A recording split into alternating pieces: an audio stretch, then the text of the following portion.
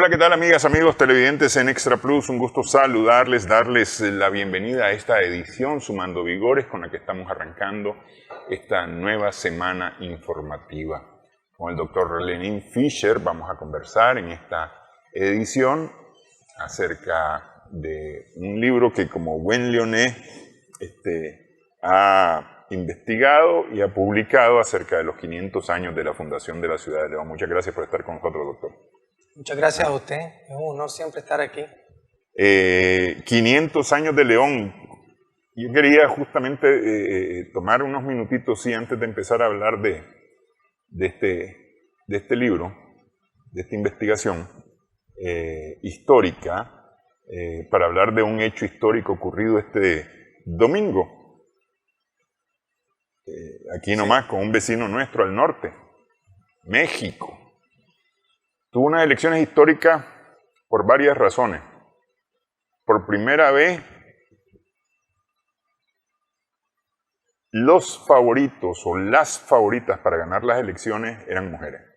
Es decir, sí o sí era casi seguro que una mujer iba a ser presidente de México para el próximo periodo, que empieza en octubre. Es decir, para los próximos 6 años, que empiezan en octubre. Habían 100 millones de personas inscritas para votar. Habían 18,000 cargos que se estaban votando. Porque se estaban votando,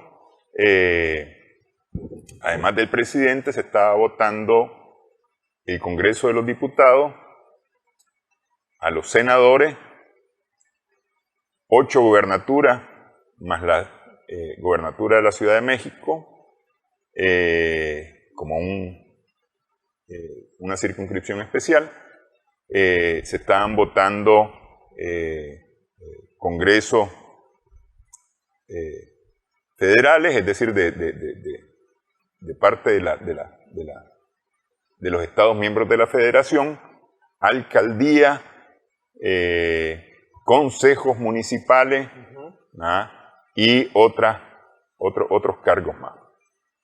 Para cerca de 18,000 cargos de elección. Y lo interesante de esto es que la elección es uninominal, es decir, no se vota por listas de candidatos, sino que se vota por cada candidato. Es decir, el doctor Fischer está en un partido que a mí no me gusta, pero me cae bien el doctor Fischer, creo que va a hacer una buena gestión, entonces voto por el doctor Fischer. Y voto por otros candidatos de otras opciones.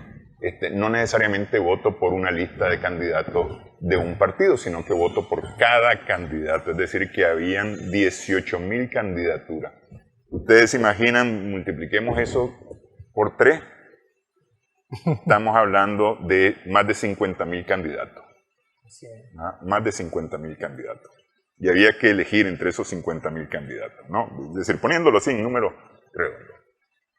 Y se hace historia en México porque gana una mujer, efectivamente, la doctora Claudia Sheinbaum Pardo, una mujer muy preparada, incluso leía que tiene un Nobel por la Paz. Un Nobel por la Paz, junto con un grupo con el cual ella estuvo trabajando. Un Nobel por la Paz, la doctora Sheinbaum. Lo más interesante de esto, además de que por primera vez un país que está calificado como un país machista elige una mujer, habiendo un varón, el señor Álvarez Maynard, Jorge Álvarez Maynard, que era del Movimiento Ciudadano como opción varón, se elige a una mujer y en segundo lugar queda Xóchitl Gálvez de una coalición bastante extraña, digamos, porque supuestamente hay izquierda, hay centro y hay derecha en esa coalición. Por eso digo, es una coalición bien extraña, pues, porque está el Partido de Acción Nacional, el PAN, el PRI, el Partido de la Revolución Institucional, y el PRD, que es de donde salió Morena, el partido de el presidente Manuel Andrés López Obrador. Y ella queda en segundo lugar. Lo que pasa es que un segundo lugar bastante distante, prácticamente, o no prácticamente, según los datos más recientes, al mediodía de este lunes, ya con el 89.5% de la acta escrutada, la señora Xóchitl Gálvez, de esta coalición, tiene 14 millones de votos, lo que representa 14.800.000, lo que representa el 27.9% de los votos válidos totales emitidos, versus 31 millones, bastante más que el doble de votos, para la señora, para la doctora Sheinbaum Pardo, para un 59.05%. Es decir, bastante más que el doble o poco más que el doble de votos. Es decir, hay una diferencia, como decían en las redes sociales, anoche arrasó, totalmente arrasó. Pero lo interesante de esto es que ella dice que va a hacer la continuidad del proyecto político y de gobierno del presidente Manuel Andrés López Obrador y de Morena. Y la gente acepta esa propuesta y dice, sí, sí la queremos. Sí queremos la cuarta transformación, sí queremos ese proyecto del presidente Manuel Andrés López Obrador. Y contra los pronósticos de muchos medios de comunicación en México, de los grandes medios de comunicación en México, que han criticado duramente la gestión del presidente Manuel Andrés López Obrador, la gente dice, sí, nos gusta, eso queremos y queremos que continúe, porque nos está trayendo beneficios en la casa, nos está trayendo beneficios en la familia, beneficios en la comunidad. Y no es que México haya cambiado con el presidente Manuel Andrés López Obrador y hoy sea, como decía su conquistador, Hernán Cortés, que decía, no estoy en un lecho de rosas. Efectivamente, México no está en un lecho de rosas. La seguridad es uno de sus principales problemas, continúa siendo uno de sus principales problemas. Y ese es uno de los principales ejes de ataque a la gestión del presidente Manuel Andrés López Obrador de parte de los medios, de los grandes medios de comunicación, que han hecho una campaña en contra de la gestión del presidente López Obrador desde el inicio de su gestión. Hasta todavía el día de la elección, este domingo, continuaba la campaña en contra de ese proyecto del presidente López Obrador y sin embargo la gente dijo, a nosotros sí nos gusta este proyecto. Ellos están, el gobierno, Morena, el presidente López Obrador, la doctora Sheinbaum Pardo, están hablando de nosotros y están viendo nuestros problemas y están viendo nuestra situación y los vamos a votar. Vamos a votar por ellos, por ese proyecto y por la doctora Sheinbaum Pardo. Y así gana ella las elecciones. Vamos a ver si en esta semana logramos concertar una entrevista para justamente hablar acerca de esta cuarta transformación, la llamada cuarta transformación, que es el proyecto, decimos, político y de gobierno de Morena, para saber exactamente qué es lo que están haciendo y hacia dónde quieren dirigirse en México. Para el pueblo mexicano, por supuesto, felicidades, más del 60% de participación, lo que es una participación bastante alta considerando que hace 3 años, cuando hubo elecciones legislativas, hubo un 53% de participación, es decir, un 7% más en esta ocasión. Hubo el voto en el extranjero con algunos problemas, principalmente logísticos y principalmente de atención de los mismos votantes. Entiendo que hubo quienes no se registraron en tiempo y forma y querían votar sin estar registrados para votar. Hubo el voto electrónico que pasó, creo que era de 3.000, 4.000 personas que habían votado en la elección anterior mediante el voto electrónico, es decir, el voto por correo electrónico, a 120.000 personas que votaron en esta ocasión, lo cual es un número bastante alto. Pues vaya, para México las felicitaciones, Claudia Sheinbaum, que en octubre iniciará su sexenio, sus 6 años de gobierno. No sé si usted quería decir algo al respecto, doctor. Pues, como el libro que vamos a presentar tiene que ver con la conquista y el colonialismo español en Nicaragua, y estamos hablando de México, tal vez solamente aclarar que la frase que le dijeron al conquistador Hernán Cortés fue: ¿acaso estoy en un lecho de rosas? Le preguntó valientemente Cuauhtémoc, cuando lo sometían a las brasas, a la quema, lo amenazaban con quemarlo pues vivo, ¿no? Y eso fue lo que respondió el gran Cuauhtémoc. México indudablemente pues tiene que ver mucho con nosotros a lo largo de la historia. Cuando los aztecas se establecieron como grupo hegemónico hace 1200 años aproximadamente, más o menos para ese periodo comenzaron las migraciones desde esa zona hacia Centroamérica, lo que hoy le llamamos Mesoamérica, ¿no? Las 3, 4 oleadas de migraciones que hubo de pueblos indígenas. Algunos trataban de huir del dominio de las tribus hegemónicas, y llegaron a Nicaragua y encontraron algunas otras tribus. El libro, bueno, solamente quisiera decir pues que el presidente Andrés Manuel López Obrador ha sido un gran estadista, ha luchado contra la corrupción en distintas instituciones, contra el despilfarro, contra el robo del petróleo, ha renacionalizado el petróleo, una industria estratégica para México, y ha invertido una cantidad de dinero que no habían invertido los gobiernos neoliberales, pues, que comenzaron a privatizar el país desde la época de Gortari, de Salinas de Gortari. Y después todos los que le siguieron continuaron haciendo lo mismo, y fue muy común que existieran ministros a los cuales les decían ministros 10%, porque a la hora de privatizar los bienes del Estado, los bienes del pueblo mexicano, ellos pedían como mínimo el 10% de comisión de lo que costaban esas privatizaciones.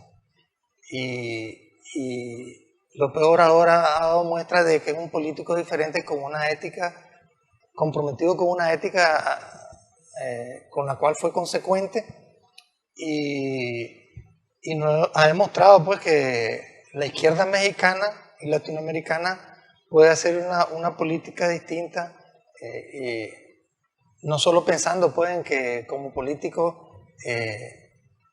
están predestinados a ser parte del presupuesto nacional toda la vida, ¿no?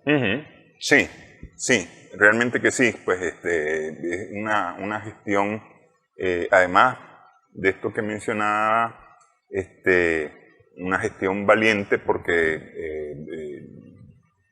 si querés, suavecito, pues, con mucho modo, le ha dicho a Estados Unidos: espérate, esto es México, no es territorio estadounidense, por lo tanto aquí los mexicanos tomamos nuestras decisiones. Y eso de cara a la renegociación, no a la renegociación, sino a la revisión del Tratado de Libre Comercio de América del Norte, pues de alguna manera tiene algún peso, porque sabemos que Estados Unidos, si uno no está de acuerdo necesariamente con alguno de sus designios, pues opta por los castigos económicos a través de sanciones, a través de cortar entradas comerciales y demás, ¿no? Es decir, las amenazas de eliminar países de tratados de libre comercio regionales que existen con Estados Unidos, porque no están estos países de acuerdo al 100% con las políticas de Estados Unidos, porque basta con decir, mire, es que yo creo, ya, pum, listo, motivo de sanción por parte de Estados Unidos, el gran castigador, ¿no?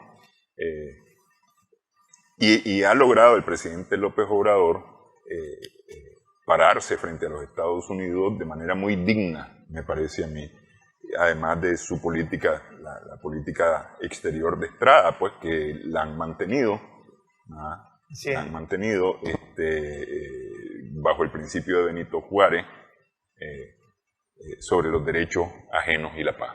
Así el pueblo mexicano, creo yo, ha vencido la política de golpe suave constante que han hecho durante este sexenio los ONG, los organismos sin fines de lucro en México, pues financiados desde Estados Unidos.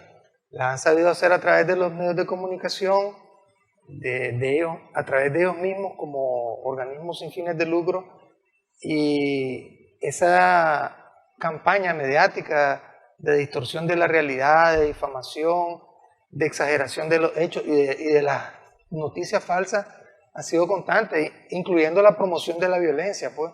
Sí. Hubo varios candidatos que fueron asesinados, la violencia del narcotráfico como que se impulsó o se incentivó en estos meses electorales, y a pesar de todo eso el pueblo mexicano votó contra las políticas de desestabilización de un gobierno democráticamente electo de acuerdo a la ley, de acuerdo a la Constitución Política de México. Eso es una victoria para el pueblo mexicano y una gran enseñanza para los demás pueblos latinoamericanos. Así es, así es. Bueno, vamos a hacer pausa en esta edición. Estamos sumando vigores. Hablamos de 500 años de Fundación de León, el libro que ha escrito el doctor Lenin Fischer.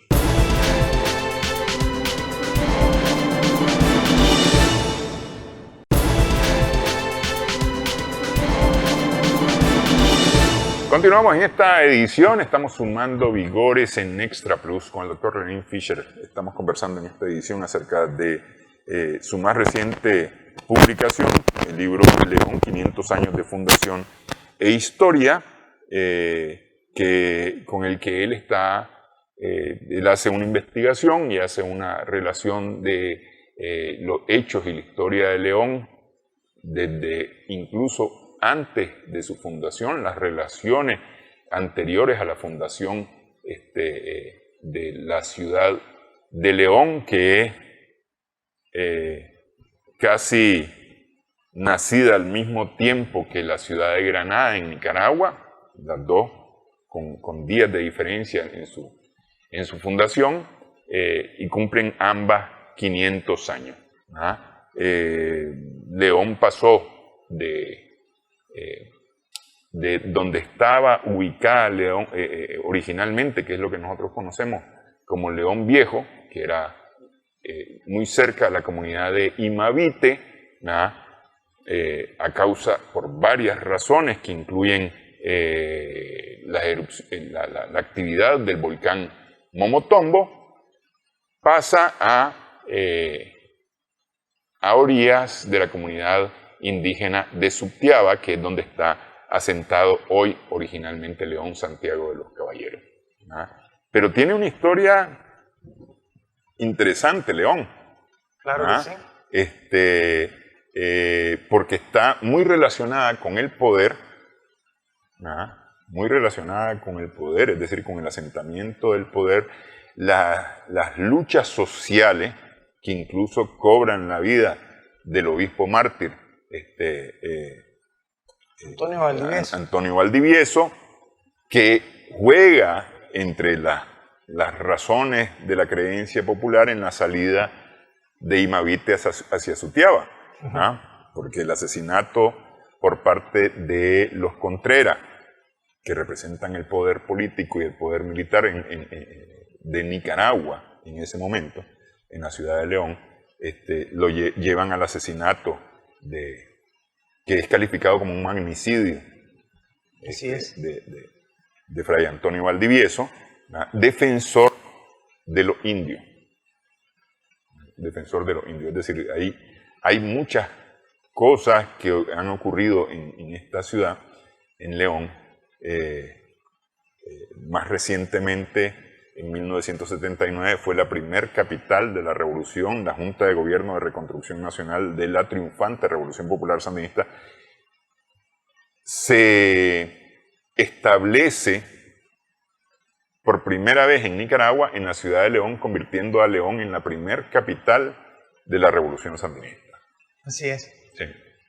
Pues este libro titulado León, 500 años de fundación e historia, tiene 291 páginas y 50 capítulos.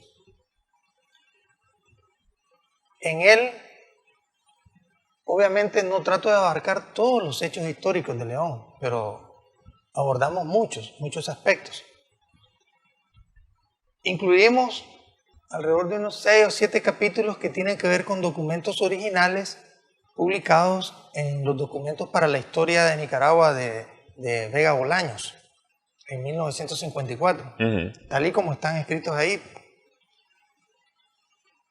Además, incluimos historia oral, revisión documental de una gran cantidad de historiadores nicaragüenses y extranjeros, por lo cual agradecemos a todos esos historiadores nacionales y extranjeros que escribieron algo sobre la historia de León.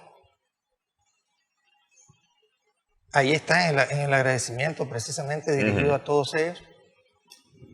También algunos elementos de historia oral que personas mayores que ahora tienen 80 o más años me relataron, pues, y que forman parte de hechos interesantes de la mitad, o de la primera mitad del siglo XX. Asimismo, relatos de las experiencias de la niñez que tuvieron algunas personalidades que publicaron libros, pues, aquí en Nicaragua. También tomamos en cuenta la historia reciente de León, de los últimos 50, 60 años. Ya ha mencionado usted lo acontecido durante la Revolución Sandinista.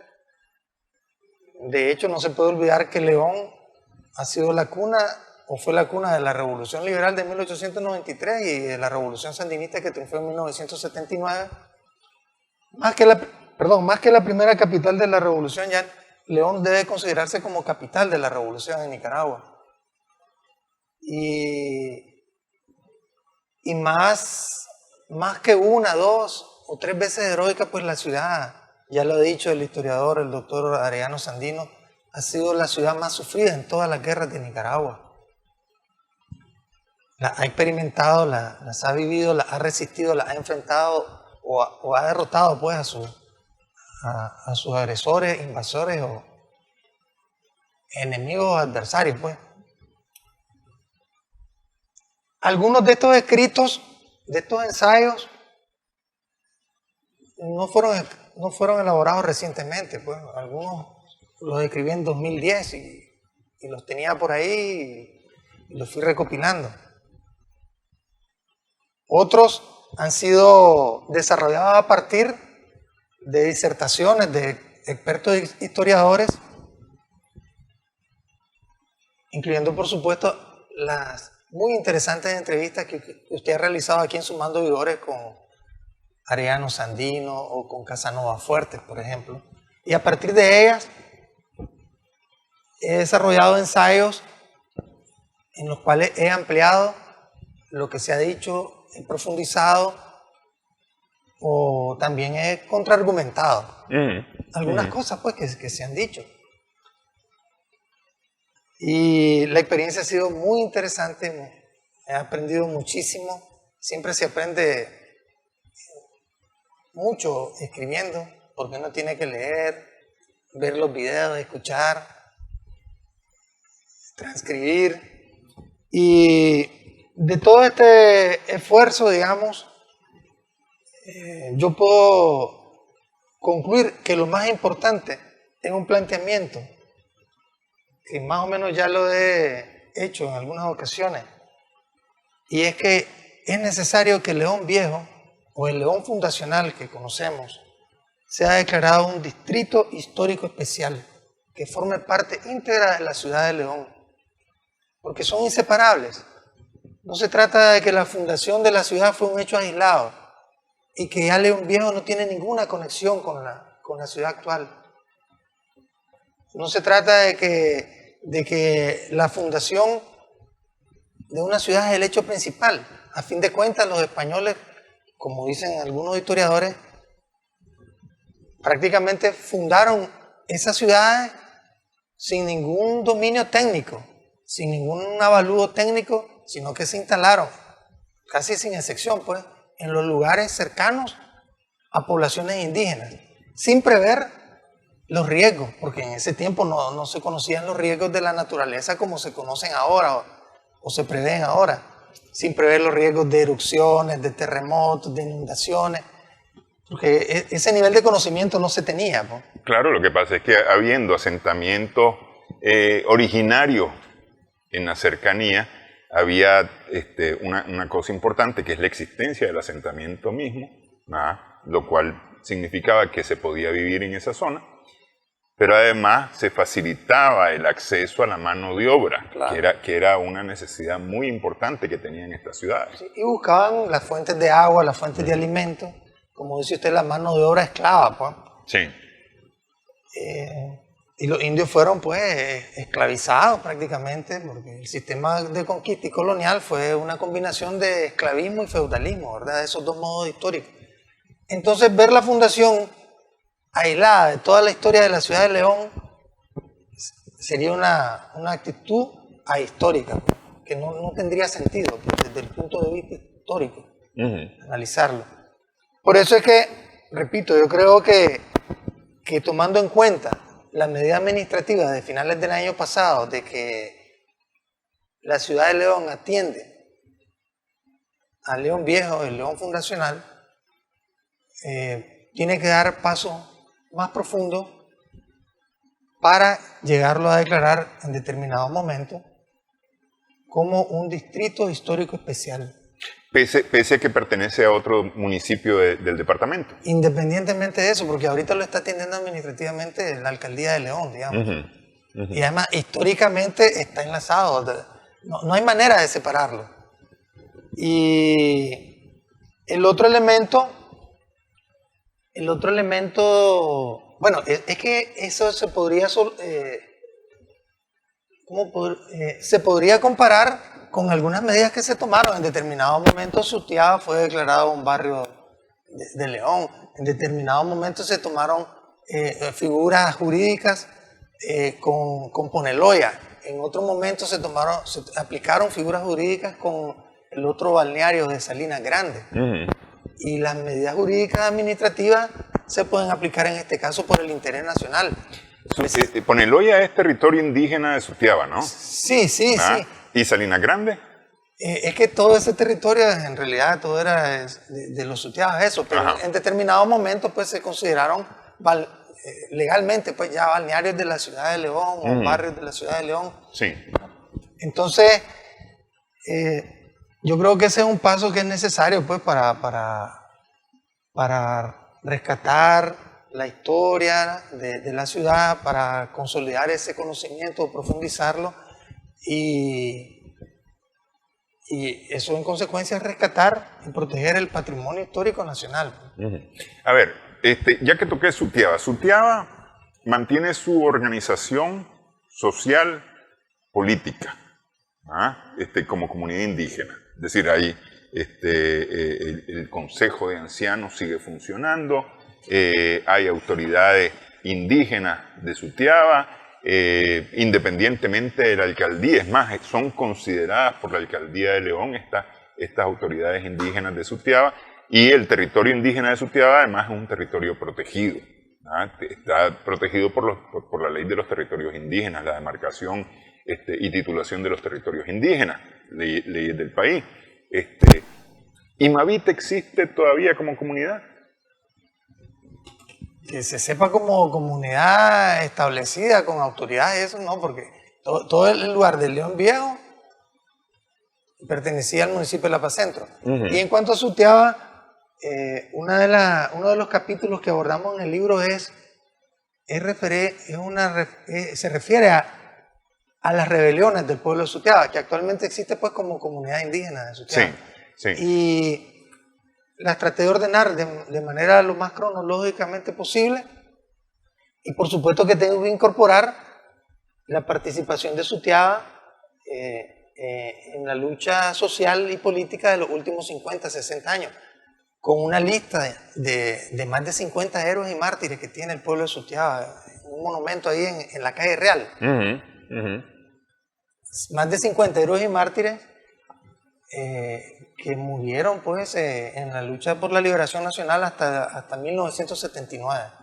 Ok, vamos a hacer una pausa en esta edición. Estamos conversando con el doctor Lenín Fischer acerca de su libro 500 años de León, Oleón, 500 años de fundación e historia. Regresamos en breve.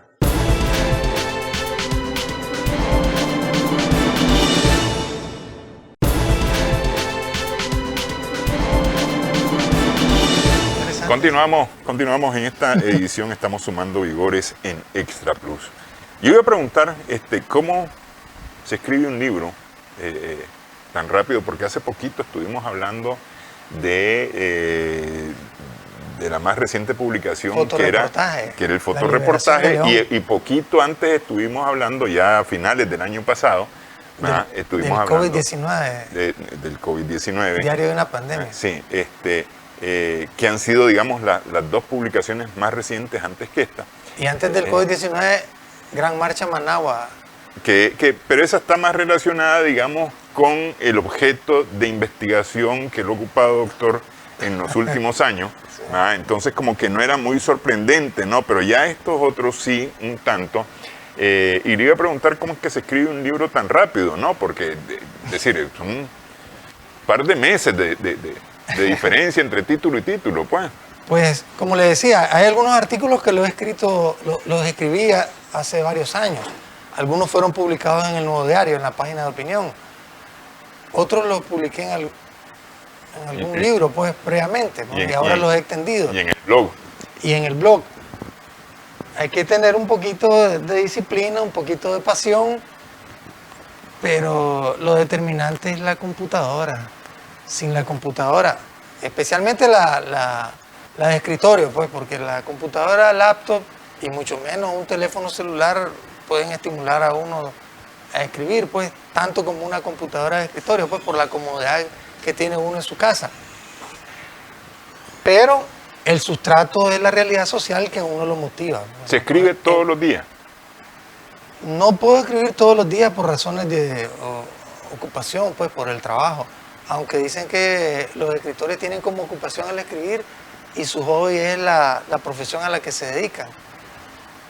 Y en realidad, pues, en uno de los programas anteriores yo le decía que hay quienes recomiendan escribir por lo menos 1500 palabras diarias para mantenerse como escritor.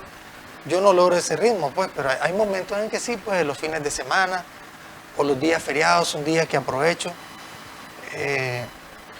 Tengo que combinar con las obligaciones en el hogar, con la familia y es decisiva la computadora. Por ejemplo, para transcribir esos documentos históricos, sin la computadora no lo hubiera podido transcribir. Y dejarlo con el español antiguo, pues con el español de hace 500 años. Con el castellano antiguo. Sí, con el castellano de hace 500 años no lo hubiera podido hacer. Y aunque el programa Word a veces corrige las palabras, uno tiene que estar pendiente de que no le cambie. Que no le cambien la manera en que escribían antes, pues. Así es que, por ejemplo, nosotros incluimos, por ejemplo, aquí, por ejemplo, la carta de Cristóbal Colón sobre su paso por Nicaragua el 12 de septiembre de 1502, el relato de Diego Porras, que se refiere a lo mismo. Nada más que él dice 14 de septiembre. Ellos también se equivocaban, ¿verdad? En medio de tantas dificultades, de tener tiempo para escribir en tanta pericia y en tanto riesgo. El relato de Gil González Dávila sobre el oro y los indios bautizados. El informe de Gil González Dávila al rey de España, Carlos I. Una síntesis de los caciques indígenas y Gil González Dávila. Yo recopilo los nombres de los caciques que Gil González visitó, digamos, cuando venía en dirección sur-norte. Son como 57. Sí, 57. Hay un escrito publicado en 2023 de 5 acontecimientos históricos que hizo el doctor Arellano Sandino, donde él habla más o menos de 13 caciques. Entonces aquí en esta lista van 57. Muchos con su nombre, ¿verdad? Su nombre propio. Otros parece que a los cronistas españoles se les olvidó el nombre y entonces pusieron el nombre del lugar. También, el cacique de Managua, por decir algo. O de la isla tal, ¿verdad? Sí.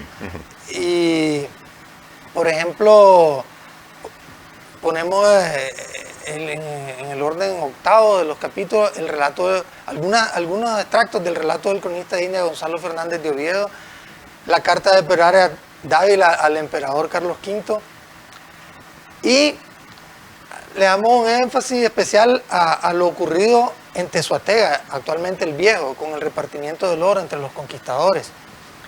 Porque ese es el evento que simboliza la victoria de la invasión militar de los españoles, del Imperio Español en Nicaragua. Porque eso no hay que perderlo de vista.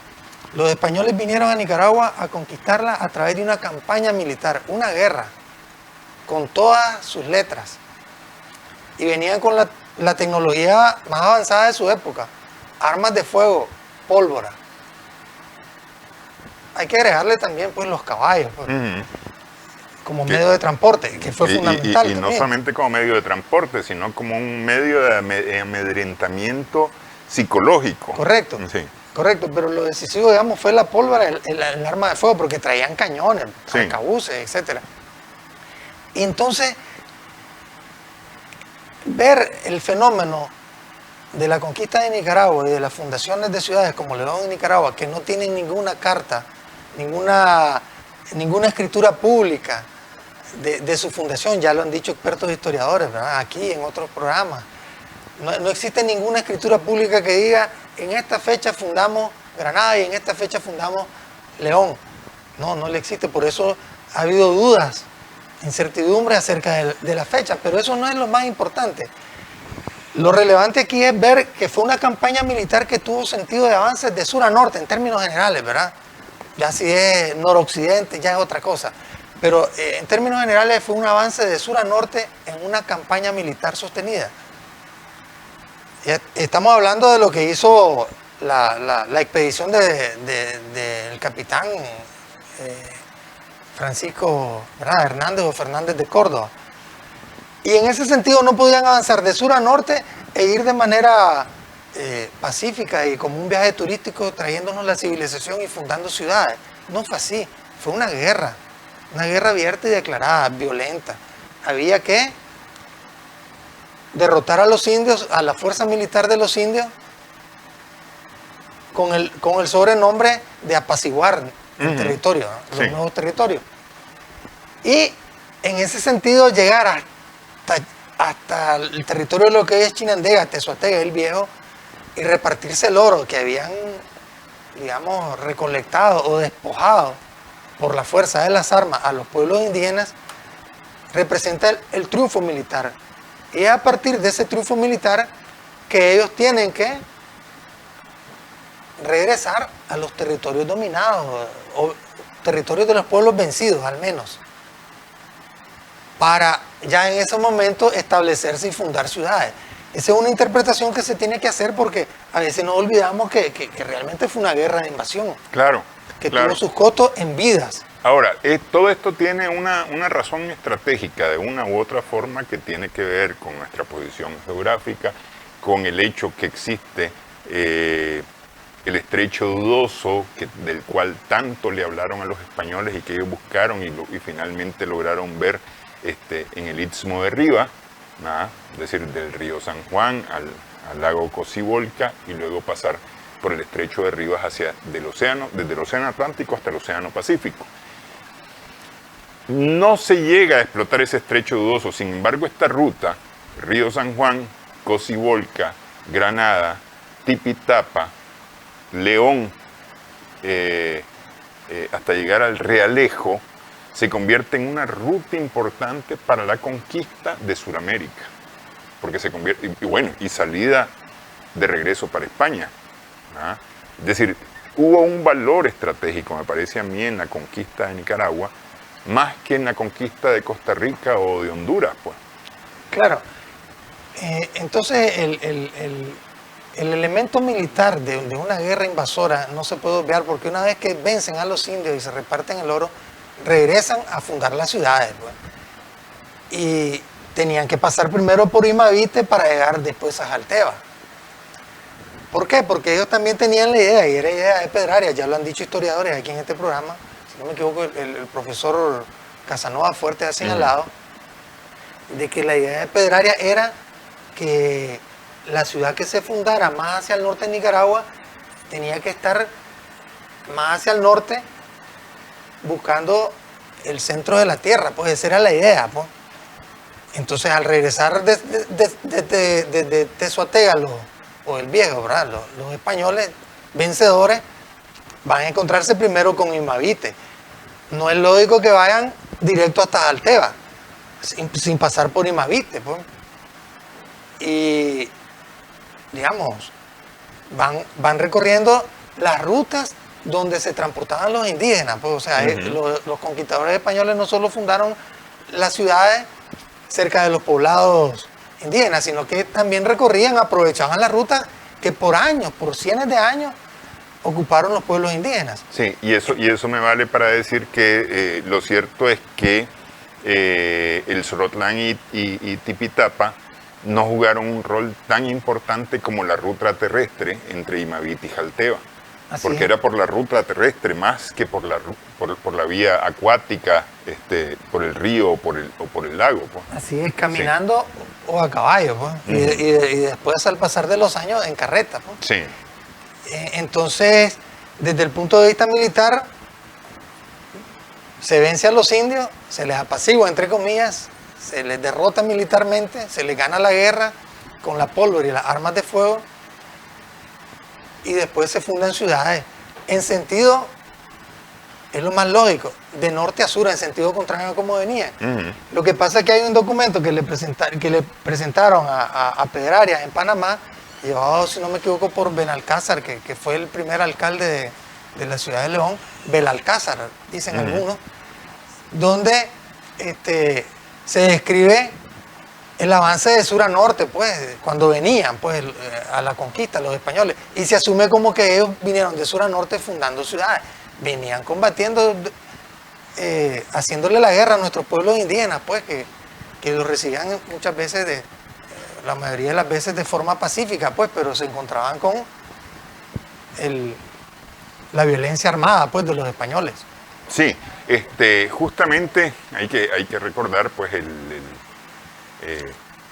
ese primer encuentro con Nicaragua en el Istmo de Rivas,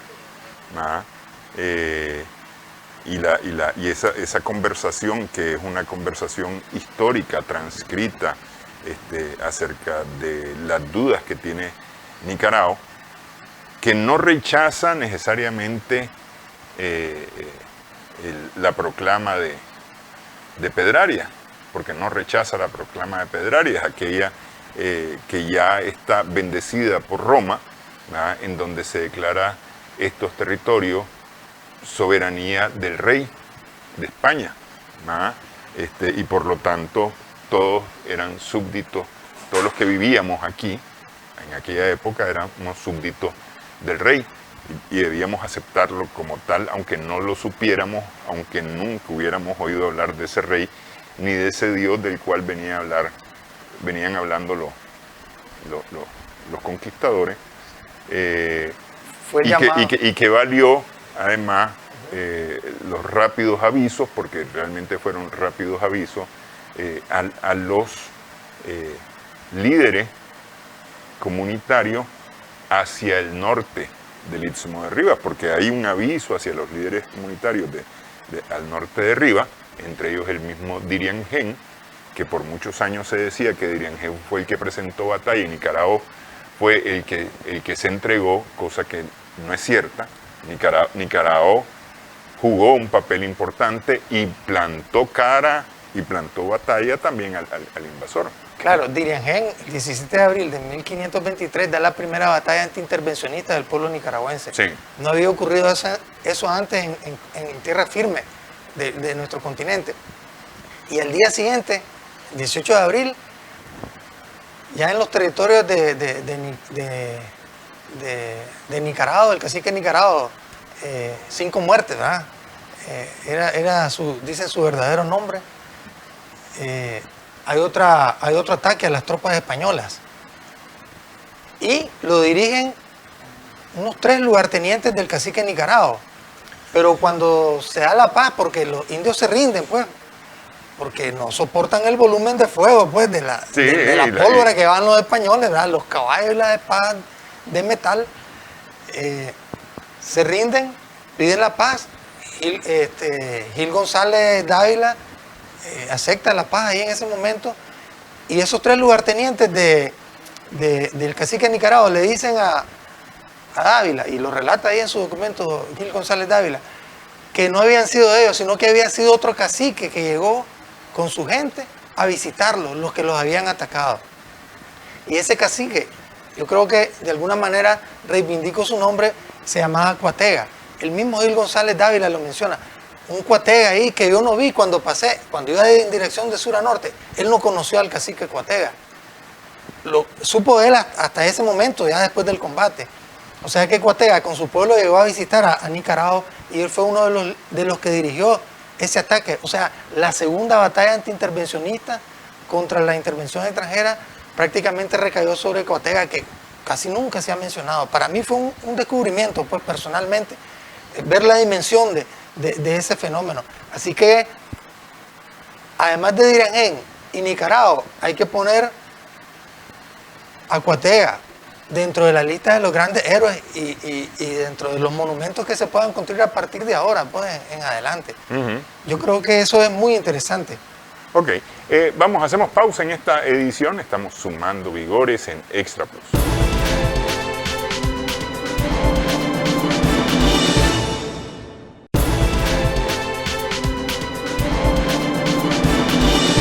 Estamos sumando vigores con el doctor Lenín Fischer, estamos conversando sobre su libro acerca de los 500 años de León, la historia de León, y ocupa una parte importante de esta historia. Ciertamente hay una recopilación de hechos, datos históricos relativos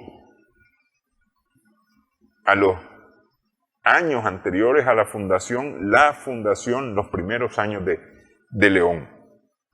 Pero ocupa una parte importante el León más contemporáneo, el León del siglo XX, ¿ah? Y la insurrección de León. Pasé muy rápidamente y no me pareció ver algo relacionado con Rubén Darío. Bueno, se citan algunos versos, por ejemplo, cuando se Es decir, digo, Rubén Darío y León, pues como tal. Es que sí, no quise abordar el tema de todos los poetas, todos los artistas, todos los músicos. Sí, porque está Azarías H. Palé. No quise abordar eso. No quise abordar eso, pero cito versos de Rubén Darío. Por ejemplo, cuando hablamos de la carta de Cristóbal Colón, hay un epígrafo sobre eso. Hay un capítulo que habla de las frases célebres o los títulos que se le ha dado a la ciudad de León, como se le conoce. Entonces ahí van versos de Rubén Darío, ahí van versos de Salomón de la Selva, por ejemplo. Y yo le decía que he incluido publicaciones hechas por historiadores nacionales y extranjeros, pero también incluí un libro inédito de un historiador leonés que se llamaba Manuel Noguera, que murió el año pasado. Entonces ese libro inédito me sirvió como fuente para escribir algunos ensayos. Y yo creo que él tiene el escrito más interesante, bueno, ahora yo lo amplié y lo profundicé, sobre lo que ocurrió en León en agosto de 1912, cuando el pueblo leonés, encabezado por las fuerzas liberales proselayistas, que todavía sentían el gran valor de la revolución liberal de 1893, se enfrentaron al ejército, a las tropas hondureñas que había traído el gobierno conservador de esa época, pues, de Adolfo Díaz, digamos. Esa batalla que ocurrió en agosto de 1912 es poco conocida. Y Noguera, el historiador, la describió muy bien, con muchos datos, con muchos nombres. Incluso el abuelo de él participó en la defensa de la ciudad. Ahí se derrotó a esas tropas invasoras hondureñas y eso sirvió para que las tropas norteamericanas que habían venido desde Corinto y se habían asentado aquí en la capital Managua no atacaran León. O sea, tuvo un efecto disuasivo, aunque sin armas nucleares. Pero la derrota de las tropas hondureñas en León disuadió a las tropas yanquis interventoras a que no invadieran León y más bien se concentraran en derrotar a las fuerzas dirigidas por el héroe nacional Benjamín C. León aquí en Managua a lo largo de unos combates de unos 4 o 5 días lo que llevó a Benjamín Celedón a retirarse con sus tropas hacia Masaya, pues. Un primer repliegue, digamos, táctico, como fue el repliegue de junio de 1979, también desde Managua hacia Masaya. Y en Masaya, pues, ya sabemos lo que sucedió, pues, en 1912. Ese fue un hecho muy interesante que encontré, que lo amplié, lo enriquecí. Incluso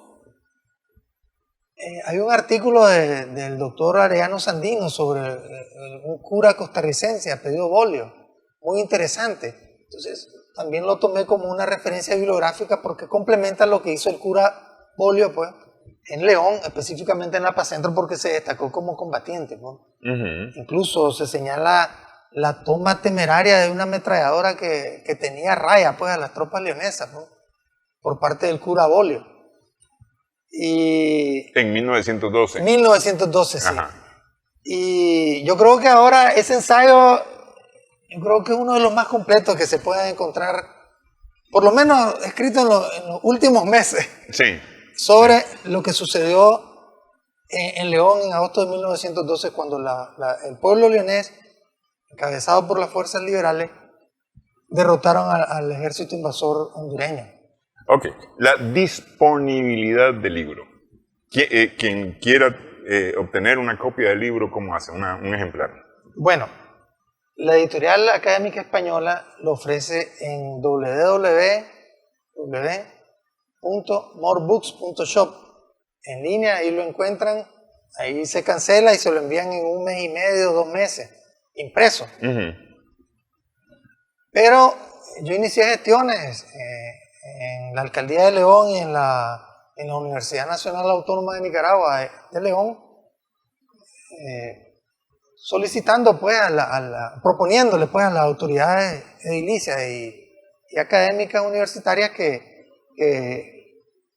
tal vez respaldan una edición sin fines de lucro, que se puede realizar, pues, una edición no comercial para donar, pues, esos ejemplares a las bibliotecas principales de la ciudad, a las bibliotecas municipales, a la biblioteca de Granada, por ejemplo, a las bibliotecas aquí en Managua y a todas las bibliotecas municipales. Veremos si eso fructifica, pues. Sí. De hecho, la Alcaldía de León y la UNAM León deberían ser las dos instituciones más interesadas en la promoción, esta obra, pues. Claro, sí. León, Fundación, León 500 años de Fundación e Historia. O sea, por el contenido de esta obra, no creo que esas instituciones, pues, la pasen inadvertida, pues. Claro, porque tienen que ver justamente con el trabajo histórico, académico de la historia de León. Y fíjese que incorporé un dato que recientemente lo dio a conocer la Alcaldía de Managua en una presentación de unos resultados de investigación con las pruebas de carbono 14 que le hicieron a las huellas de Acahualinca y unos sitios de Nejapa, donde revelaban que las huellas de Acahualinca tienen, según esas pruebas, 7.500 años de existencia. Prácticamente similar a lo que se ha dicho siempre de los conchales de Monkey Point como evidencias de la presencia de los seres humanos, del hombre en el territorio de lo que es Nicaragua. Sí. Bueno, hay otras investigaciones también, ¿cómo que se llama? Garrobo Grande, el Bosque en Estelí, que también hablan de la presencia humana hace varios miles de años en Nicaragua. Quiero agradecerle, doctor, por presentarnos el libro. Entiendo yo que lo estamos presentando por primera vez en Nicaragua, el libro como tal, y le agradezco, pues, ese honor de poderlo presentar acá en el programa. Muchas gracias a usted por invitarme y compartir, pues, con su amplia audiencia esta obra que busca cómo contribuir un poco, pues, a conocer más la historia de León y, en consecuencia, de Nicaragua. ¿Cómo no? Gracias también a nuestras amigas, amigos televidentes por su sintonía en esta edición. Estamos sumando vigores en Extra Plus.